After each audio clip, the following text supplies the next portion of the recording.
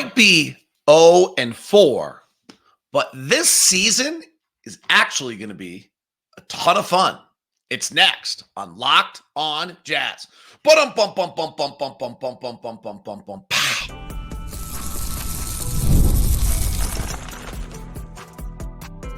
You are Locked On Jazz, your daily podcast on the Utah Jazz.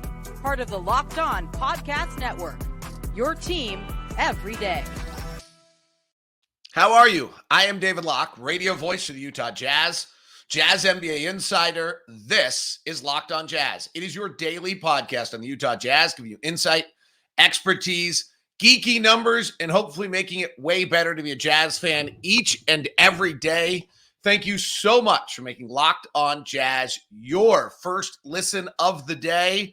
We on the Locked On Podcast Network are free and available on all podcasting apps, on YouTube, daily newsletter for free. Go to lockedondaily.com to subscribe. You'll get Empty the Noggin from last night's game. That's all for free. And to the everydayers out there, thank you so much for joining each and every day. It is the Locked On Podcast Network, your team every day. Here's what we got on the show today. We'll look at some of the guys that need to step up a little bit more thoughts on Taylor. Apologize on YouTube. I screwed up yesterday. The default on YouTube is a day later, and so I think I released it after the game last night. The offense is certainly struggling. Will Hardy talks about what the biggest thing we're going to have to manage for our young players. But first, we're going to talk about why this is actually going to be a ton of fun. We're not good. We're 0-4. We could go 10-72 the way it feels right now. But this is still going to be a ton of fun. And I don't know if it was the tragedy of Taylor's injury, which is just so hard to swallow and quite honestly sets the organization and the rebuild back at a pretty alarming rate. We talked about that a little bit yesterday for the everydayers, or if you didn't catch it, go back and grab it. I mean, and we'll talk about it a little bit more as the week goes on. It's as we move out of the range of talking about the injury and letting Taylor recover and start talking about it from an organizational standpoint, it's a huge hit. But what struck me last night, and maybe it was in the second half when suddenly Lowry's not playing, and we really, without Lowry on the floor, we don't have a chance. We just can't score. And there are still so many cool things that are going on. The headliner last night was Kyle Filipowski, but there are little victories everywhere. In fact, maybe one of the most exciting to me, and maybe this sounds esoteric and crazy, and oh my gosh, Locke is pulling at straws. And sure, if you're one whose worth as a fan is that you get to wear your team jersey to work the next day because your team won and you feel good, this is not the year for you. But if you're a fan who's into the personal journeys and the little victories and the improvements and finding and watching a team try to come together and frankly battle mentally very difficult when you're kind of getting your head kicked in every night, the idea that you're going to come and improve is wow. Then this is your year, and I think it's going to be a ton of fun. I really do. Yeah, right. Like down 20 in the third sucks. But I actually think when we watch what's going on, and last night I thought was a ton of fun. Sure, we're down. We battled. We were within 8, and Lowry doesn't come out for the second half. You know, you got no shot. But against a team that's got 3 guys who score 20 points a game. But Kyle Filipowski yesterday, let's start there. They call him Flip now. He played terrifically. Early second-round draft pick. The player who I've warmed up to the most since the season started, without question. I was not a huge fan coming out of the draft. Now, there's a really big difference between being a huge fan of a guy at 15 and a huge fan of a guy at 32. And I think I was evaluating Kyle Filipowski as though he was 15. And in the way this draft works, which this really, truly may be the worst rookie class ever, that all that stuff might actually be true. It is a disaster to start right now. Kyle Filipowski was good. He is showing some real signs of someone who might be able to play. And the biggest one he's showing, and I want to see this, and this is what I think is going to be fun. There's a chance that he actually can move his feet well enough that he doesn't have to play center. And if he doesn't have to play center, he can really play. If he can shoot it. Those would be the two things. If he can move his feet well enough that he doesn't have to play center and he can shoot it, wow. So why? He's not particularly long. So I don't think he can play drop center defensively. However, he's super physical. He's got a really good base. He's not getting moved around. He's holding himself through contact. And offensively, he's playing through contact in a really good fashion, which makes you believe that maybe he could play center. The second one is if he can move his feet well enough defensively, which he's shown some signs to. I thought he did a nice job last night on a bunch of different things. I thought he guarded DeMar DeRozan pretty well. If he can move his feet well enough defensively to play some 4, then he can play some 1 through 5 switching. Right? So if you can move yourself well enough to play 4 and then at times you end up switched, then it also means you can slide down and play the center all of a sudden, and you can play a 1 through 5 switch. And then I think he gets even more interesting because we've talked about this a lot with young players. How many different routes do they have to get on the floor? So Cody Williams is getting a lot of minutes because Taylor Hendricks gets hurt and Cody Williams can slide in. He's not sliding in truly at the 4, but he can slide into a lot of different spots. Well, if Kyle Filipowski can slide his feet well enough that he can play some 4, then he can also play a switching 5, which then means he can play 4 minutes at the 4 and minutes at the 5. And then he can get to a lot of time. We knew coming in that he could really pass it, that he could move it. Kelly Olynyk was the player that everyone wanted to comp him to. It's impressive.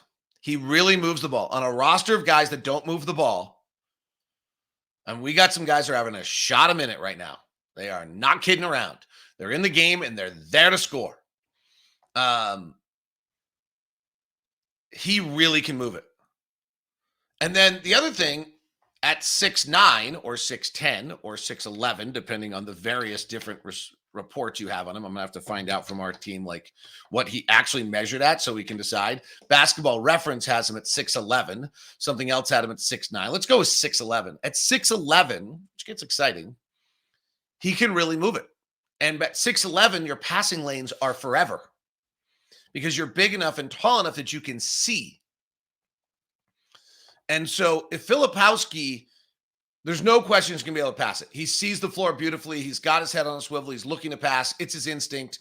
He grew a little bit later. It's that whole story. He can really do it. He's doing some other things well that we knew coming in. The things he's doing well is, one, physically, does not seem to be outmanned at all. He's showing great physicality. 2, the passing leads to great hands, which means he's playing through contact and still having really good control of the ball and being able to make plays. 3, he's rebounding. He rebounded really well last night. At Duke, he grabbed 9 rebounds a game, and rebounds generally translate. If you rebound well in college, it usually means you rebound well in the pros. And then the interesting one on Kyle was his three-point shooting. His first year, it's 28% at Duke. His second year, it's 35%. So for a career, and you want the bigger sample size, 236 threes is not a lot. He's a 31% three-point shooter. Well, that's why he slipped to 32, is there was a feeling of whether or not he actually could shoot. And then his free throw shooting last year was 67%, 77% his first year. So you take the combo of that at 72. It's not a great indicator if someone's going to be able to shoot threes. But I'll tell you what, he's worked really hard, and his three-point shot has an arch to it and looks differently than it did earlier this year. And last night and in practices and just a few times, and I talked to him about this the other day, it looks much better. He hit 2 of 5 last night. He had 12 points, 8 rebounds, hit 2 threes last night, and had 2 assists. That box score line should jump out to people. 25 minutes last night, 12 points, 8 rebounds, 2 assists, 2 of 5. That's going to be fun. These are the things that are going to be fun. They're little victories. Yeah, they're not wear your jersey to the, and we had a huge win last night. When we do get some of our 15 wins this year, it's going to be really cool. But these things are, Kyle Filipowski last night showing to be farther along than I think, at least I'll say I anticipated. I watched him in college, and the two things that really worried me were, one, he loved the spin dribble, and I was like, you're not going to be able to do that in the league. And he tried it tonight once, and it was gone before he was done with the spin. And the second thing was that I just really thought he lacked the length and size to defend the center position. And so I couldn't quite figure out what his route on the floor was. Okay. Kid's showing some different routes on the floor, showing some different skills. He did, and I remember saying this on the show. There was a game where I watched where he switched a bunch, and he switched much better than people realized. And he switched pretty well in Summer League. It's pretty exciting. There were, I thought, 4 other little victories in last night's loss to the Sacramento Kings, and we'll touch on those next on Locked On Jazz. Today's show is brought to you by our friends over at Intercap Lending. Steve Carter is our own personal loan officer. He's just truly the best that ever existed. There's nobody more consistently outstanding with customer service for our Locked On listeners than Steve Carter over at Intercap Lending. So if you're looking for a loan right now, Intercap Lending, Steve Carter. Here's a specific deal on a new construction loan program they have that you might be interested in. They are deferring all interest payments during the construction phase. That's right, no payments until your home is ready. The other thing is they have flexible underwriting to cater to your unique financial situation, making it easier to get approved. And speaking of approval, you'll love this. The quick decision-making process means that on average, you get approval in 3 to 4 weeks. So that's practically unheard of in the industry. And they offer a loan that amounts up to $3 million, giving you the flexibility to build your home of your dreams without financial constraints. So if you're ready to turn your dream into a reality, check out Intercap Lending's new construction loan program. And as always, give Steve Carter the call at Intercap, 385-800-8528, or just email me at dlock09@gmail.com. There's nothing more I like than hooking you up with Steve.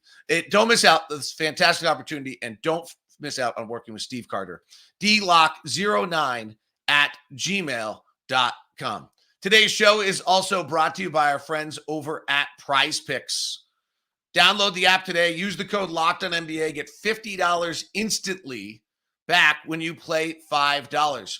Prize Picks makes the day fun. We're talking about the little victories. Those are not that little when you're at Prize Picks, frankly, because you can turn little victories into big victories at Prize Picks. That's right. What do we got for you? Prize Picks is where over 10 million members and billions of dollars in awards are being played, because you pick more or less on at least 2 players for a shot to win up 100 times your cash. So run your game all season long at Prize Picks. Prize Picks.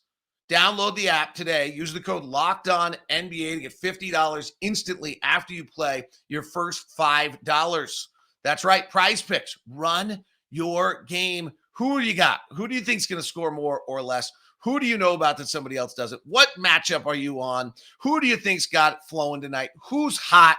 Jump aboard. Find out. Pick your more or less and win with Prize Picks. And remember, Locked On NBA, you get $50 instantly after you play your first $5 lineup. Prize Picks. Run your game. Thanks so much for making Locked On Jazz your first listen of the day. Other little victories. By the way, empty the noggin, which for those of you that are everydayers is something I used to do after every single game. I did it actually many, many years ago when I was Seattle Storm play-by-play announcer because I couldn't remember games.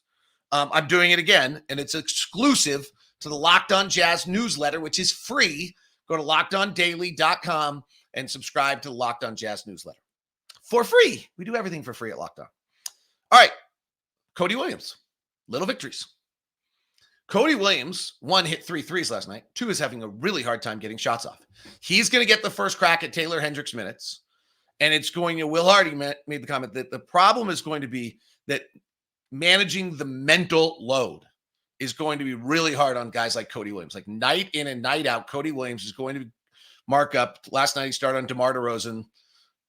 Probably has Victor Wembanyama next. Or maybe it depends on Lowry's back. It's hard. The one on Cody is that Cody is having a hard time getting his shot off. And then when he is getting his shot off, he's really rushed. And so he opened the year missing his first 8 3-point shots, I think it was. Maybe 7, but I think 8. And then last night, he buried his last 3. And that's a really big deal. the Jazz last night, speaking of little victories, and I'll explain why, got 18 corner threes last night. I think it's the most they've had in the Will Hardy era. And Cody Williams is going to be the benefactor of those. So the other night, the coaching staff, on the first night of the year, the Jazz took like an inordinate amount of mid-range shots and not very many threes. And the coaching staff kind of said to everyone, like, hey, whoa, we're not getting 45 open looks a night. You guys are going to have to squeeze off some shots.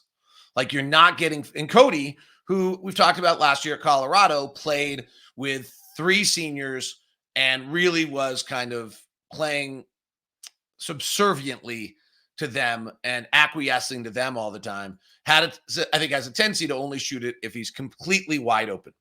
Well, last night we saw that the second night when suddenly the coaching staff said you got to squeeze some of these off, you've seen Cody squeeze them off and they're not going in. And so suddenly he had missed, I think, 8 in a row to start his career. And he buries one corner three and then another, and now we can watch and see if he gets going a little bit. And if he can figure out, okay, when can I get my shot off and when can't I? And then the next thing for Cody Williams on an offensive side is he's using these long strides of this long dribble, and he does this outstretched shot. And in college and in high school, I'm sure he got on top of the cup, and now he's ending up like 6 feet away from the basket with a terrible angle, and he can't make the shot. He's going to have to figure that out. Like, oh, well, how do I get that shot? And where is that shot? And how does it come? And those are the things that are going to be super interesting to watch during the season. And watch him get a little bit better and figure this out. And by the end of the year, have an idea. Will Hardy was really interesting on year 1 versus year 2 in the NBA. Year 1, you learn perspective. I mean, you kind of learn you're not the man anymore, and you figure out where you fit in and how you're going to play and how you're going to do these things. And then year 2, you come out and implement it. And he was complimenting Taylor Hendricks yesterday on just how well he had done that and how much progress he had made in that area of just kind of understanding how he was going to play and where he was going to fit in and what he was going to do. Well, Cody and Kyle have no idea about this yet. And so they're trying to figure it out. Now, Cody was not the man at Colorado where Duke ran everything through Kyle. So it's a big adjustment for Kyle. But frankly, with Kyle's skill set in the half court, they may be the case that you're going to run through him also. He may not have a dramatically different life because he's really skilled with the ball. And if you can have a big man that can conduct like a Jokic or a Sabonis, it really does a lot of stuff for your offense, particularly if they can do it in the middle of the floor. So for Cody, the little victories, getting that shot off, getting that shot to go in, obviously. And then now the next step is let's watch his dribble drive game as he starts to make some threes and he starts to drive. Let's see if he can get himself to the basket. Right now, everything's 5-6 feet away.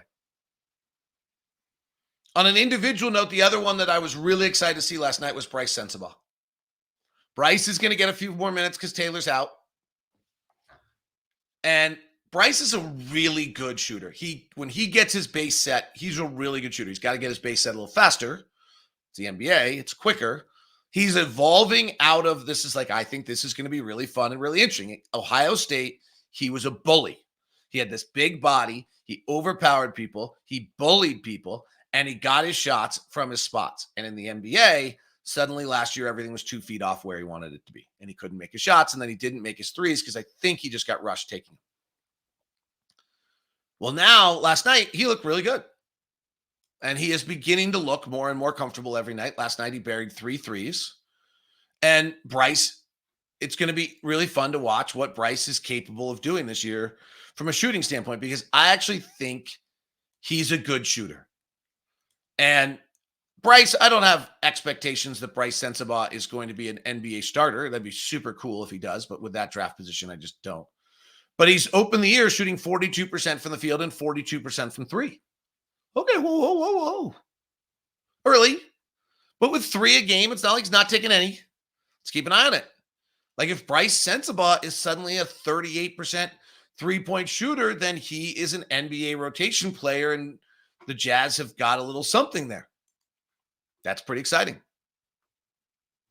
So those 3 guys last night, and we're going to keep watching them and overanalyzing them and looking at them, and unfortunately, we're not going to get to do it Taylor anymore. And frankly, there is it's an alarming start to Keyonte's season. But I think that's going to be really interesting to watch too. Keyonte's shooting 26% from the field and 23% from 3. And I said when the year started that I wanted to see what his shooting percentage was at 30 games after not shooting well last year and not making shots at Baylor. Okay, I'm going to have to change that because frankly, he's dug himself such a hole that there's almost zero chance he can be good by 30 games. When after 4 games, you're 26% and 23% from 3. But let's watch. Or if it doesn't change, then that's equally a part of the story. That's a disappointing story, and fun is probably not the word I would call for that, but super interesting to watch and see whether these guys, like Keyonte, is going to be super fun to watch at this point. How does he adapt to this? He changed a little bit last night. I think he took a fewer shots last night than he'd taken in any of the previous games all year. I'd have to check that and make sure that's right, but it felt like that when the game was going on.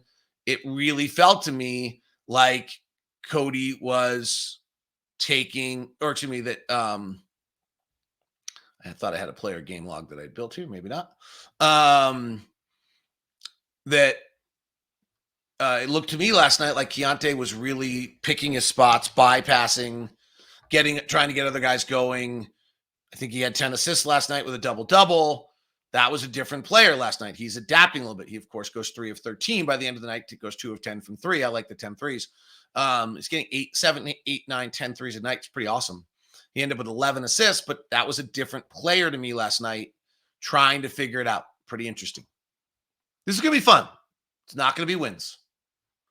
That's very clear 4 games into the season. It's not going to be wins. And there's going to be some real struggles. I'll touch on one of those next as we continue here on Locked on Jazz.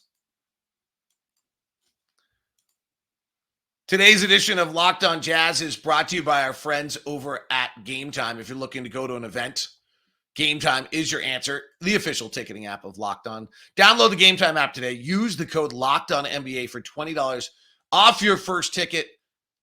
All right. Why Game Time, you ask? Well, I would say on the fundamental things, if I'm looking for things from my app, I want all-in pricing. Don't fool me at the end. So toggle the feature on. Let me know. I want seat view. They do that.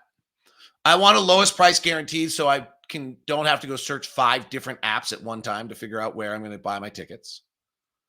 And then Game Time does some interesting things where Game Time has flash deals, which are special spots for you, and an app feature that lists you and you're customizing your spot, which gives you the kind of ability to give them some information so then you can get flash deals and zone deals in prices that you like, where you save even more when you just choose the section, like Game Time, choose the seat. So some creativity to what's going on with that. So go check it all out at Game Time today.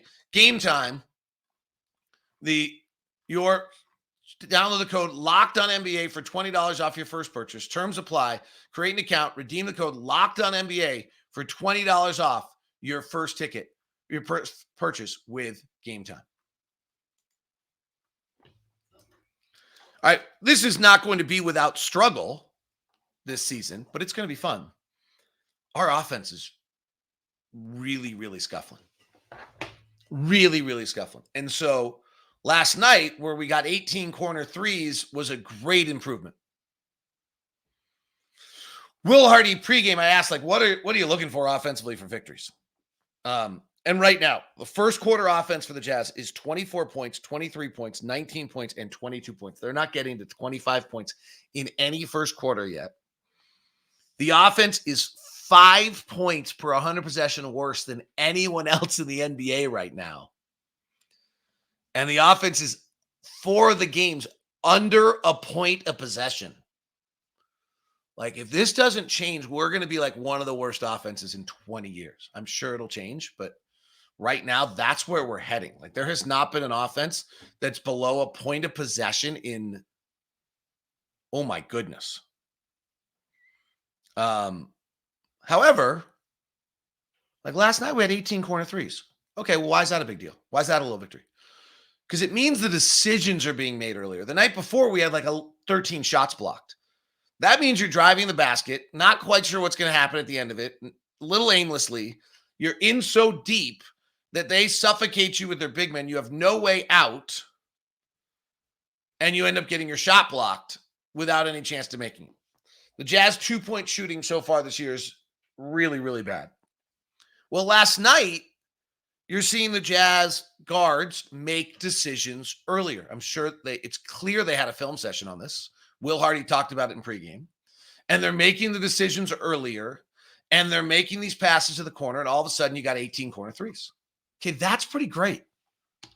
Again, is it a victory? Are you wearing your jersey? Are you walking into the office and saying, like, corner threes, baby? No, it's not that kind of season. And if that's what you need, there's no doubt this is going to suck. But from a standpoint of basketball, learning, making strides, the fact they got 14 right corner threes last night, they were great on them, by the way. They were 11 of 18, is really a sign. Now, above the break, we were 3 of 30. It's pretty ugly. Jordan Clarkson cannot find the range, and I'm going to go back and look at his threes right now. I actually think every single one of them is the front rim. Jordan, I do not think has his legs under him. I'm a little nervous about it. I'm not going to lie to you. I'm going to hope I'm wrong because I'm a big Jordan fan. But there is a moment unfortunately, in players' careers where they show up one year for training camp and their legs don't work anymore. And right now, Jordan is showing a lot of signs of that his legs are not underneath him and he cannot get the ball to the rim the way he once did. And he's shooting 23% from 3. I'm assuming he'll get his legs under him and that will be fixed here. We're 4 games into the season. If we're not by the 10th or 12th game, I'm going to be a little nervous that the legs just it happens. You just show up one day and the legs are not there. Or suddenly what you actually have to do, and these guys are so incredibly talented, they can do it. I watched Mike Conley do it. You actually literally have to change your shot. Jordan's a jump shooter. I've been a jump shooter my whole career and I now can't get the ball to the rim because my legs are not giving me the burst that they used to give me. So what am I doing to change my shot to be able to make a shot? And they'll figure it out because they're that good. It's pretty crazy. So little victories last night. The Jazz guards all made decisions much earlier, made better passes, got it out to guys, ball moved better, got to corner threes. Second quarter, they ran the floor, got opportunities, and got themselves 18 corner threes for an offense right now that is historically bad.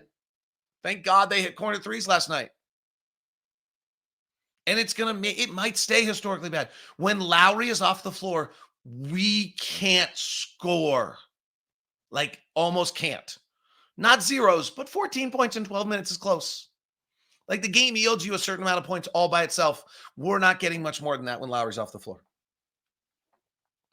Okay, the last one I talked about a lot in my Empty the Noggin that's available at the Locked On Jazz newsletter. Go to lockedondaily.com, subscribe for free, was transition defense.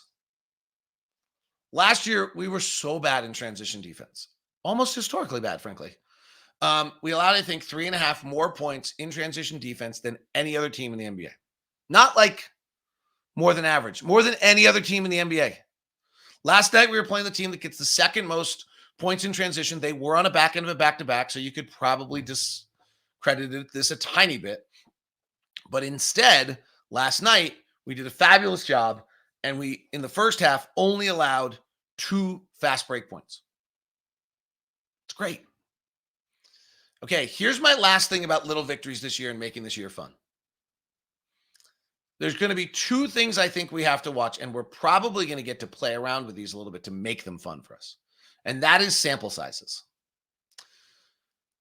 So, offense, last night when I'm talking about the 2 in the first half, and then we got a little less good in the third quarter and the fourth quarter, I'm not sure I think that diminishes what you did in the first half. There is a point.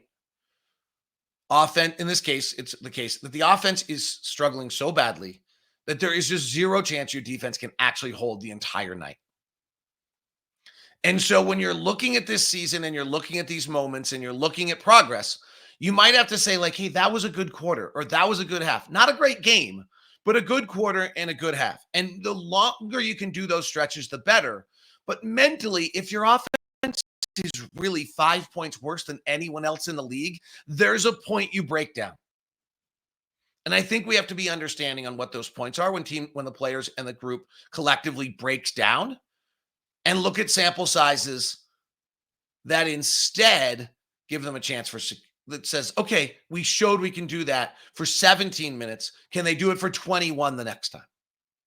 And call those little victories. Victories, big W's, win column victories, not coming this year. It's very clear. but it doesn't mean we're not going to have a ton of fun, or at least I am, and I hope you'll join me for the journey. It is Locked On Jazz, your daily podcast on the Utah Jazz, part of the Locked On Podcast Network, your team every day. Thanks so much for tuning in today. Please subscribe or follow the program. We are free and available everywhere, YouTube, and hit the bell button, Spotify, Apple, wherever it is you follow, please do so. And the daily newsletter is at lockedondaily.com. Click on Locked On Jazz, give your email address, no charge. Glad to have